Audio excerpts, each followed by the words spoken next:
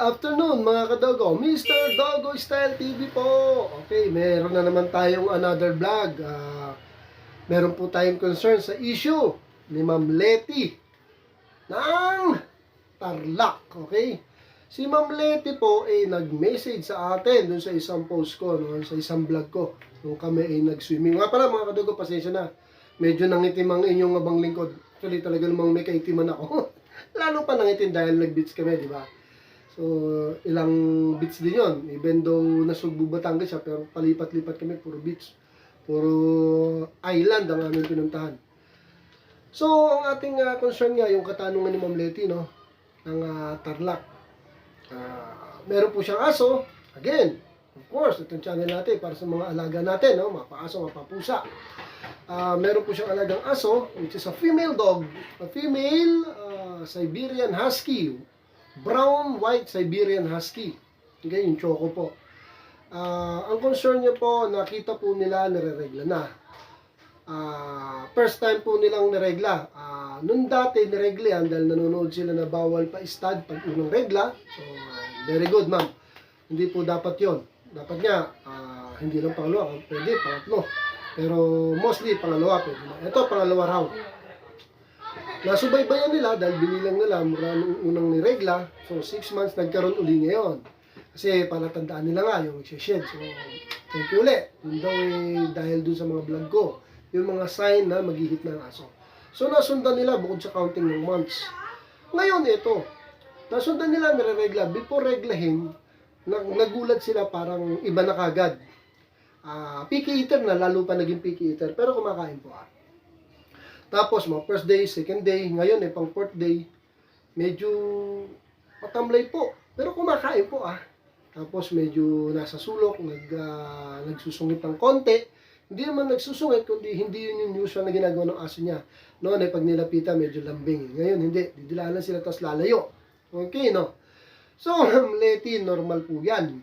Kung kumakain po, wala pong problema sa ihi, wala pong problema sa pupo. Sa ano pong parang walang problema sa ihi? Hindi po sobrang dilaw. At hindi po siya yung konti lang umihi at dilaw na dilaw. Medyo may problema yon. At hindi po yung pupo niya sobrang tubig na. Minsan may blood pa. May problema po yon. So, dumudumi naman po, normal. Kasi dog food po ang diet ng aso, no? Tsaka milk. So, good yun. So, sabihin na natin, tumamlay na lang po. No? Sa opinion ko po, sa analyzation ko po, kumakain, maayos po ang ihi, maayos ang pupo, kaya lang medyo naging picky eater. Ang Siberian po ay talagang picky eater, ma'am. Gaya ng sabi ni ma'am, picky eater naman talaga. Mula nung nag-hit uli, eto, niregla, mas lalong naging picky eater.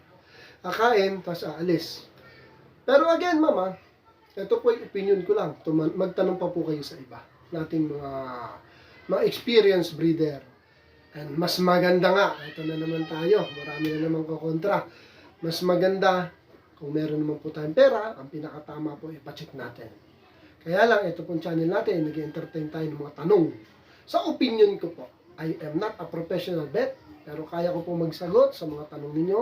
Sa mga ganyang katanungan, bibigay ko po opinion ko. Sa observation ko po, ako po, as a breeder observation ko lang po to. Kung may doubt po kayo, wag pong magdalawang isip, bet Ngayon, sa akin po, sa tanong ninyo, sasagutin ko, Ma'am Letty, normal lang po yan. Kumakain naman, medyo mahina lang. Normal lang ihi, hindi siya sobrang dilaw. Normal umihi, twice a day or thrice. Ang dumi, napakaganda. Solid na wet ng konti. Good yun. Kaya po siya ganyan na medyo nagsusungit, at nag-iba na mood kasi po may menstruation. Ang babae po ba pag may menstruation, di ba, iba nga po siya, may ano ano ba tawag doon, may sumpong talaga yung masakit palagi yung puso, may tawag doon di ba, yung heavy talaga ang menstruation nila. Pero ito po, aso lang sila, pero yung po sistema ng katawan, gano'n nire-regla, di ba, nagmudumi, umupupo, umiihi, same lang naman po yan. Ang punto ko po dito, kaya po siya ganyan dahil may regla po. Ang masama po kung nire-regla at hindi talaga kumakain mga ilang araw. Diba? Tapos medyo maputla na yung gilagid, maputla na yung mata, nanlalamig na yung mga ilong, at talagang hindi kumakain at iba ang pupo at ihi. Okay? So normal naman lahat. Ma'am, observe po Again po, payo ko po to bilang breeder lang. Kung may doubt po kung may doubt, huwag niyo po akong sundin. At kung may pera po, ipabet po natin. Check lang po yun.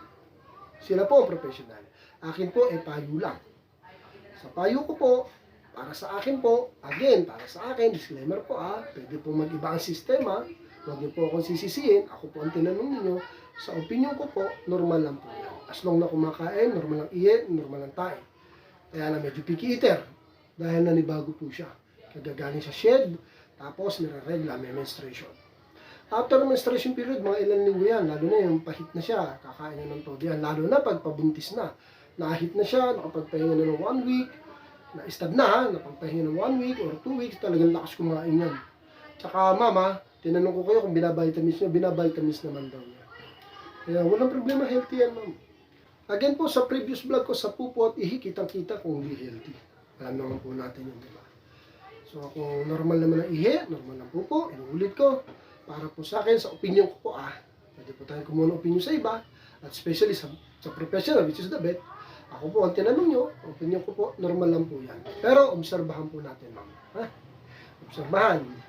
Baka may magbago. Baka dumumi na ng Kaya mas maganda talaga napapabet kung talagang may doubt. Ito po yung opinion ko lang po. Opinion ko lang po, okay? So, ma'am Leti, sana meron ka natutunan ng konti. Obserbahan nyo po at update ako. Paki-comment sa akin or chat nyo ko or text nyo ko. Alam nyo naman number ko. Okay, ma'am Leti? Dog-lover tayo. Hindi natin ipapahamak ang mga kapwa natin dog-lover. Okay, solid po tayo. Update nyo po ako, ma'am Leti. Thanks for watching. Thank you for watching.